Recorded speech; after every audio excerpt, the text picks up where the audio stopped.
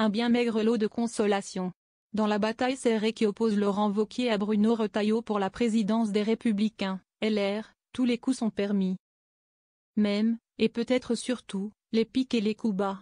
Dans une interview au Parisien ce mardi 18 mars, l'ancien président de la région Auvergne-Rhône-Alpes revendique une parole libre et indépendante, qui n'est pas sous la tutelle de François Bayrou. Contrairement à son rival, ministre de l'Intérieur et donc contraint par la solidarité gouvernementale. Mais cette bataille pour le leadership va au-delà des mots.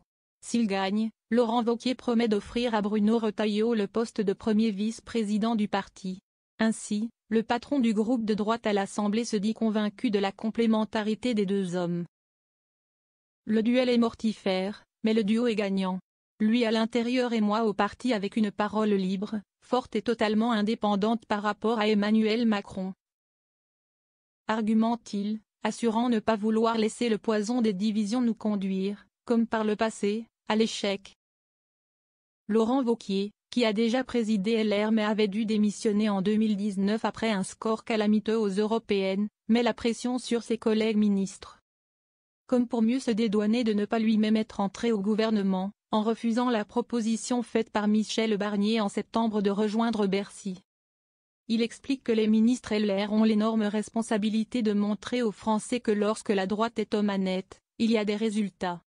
Wauquiez ne veut pas des petites compromissions.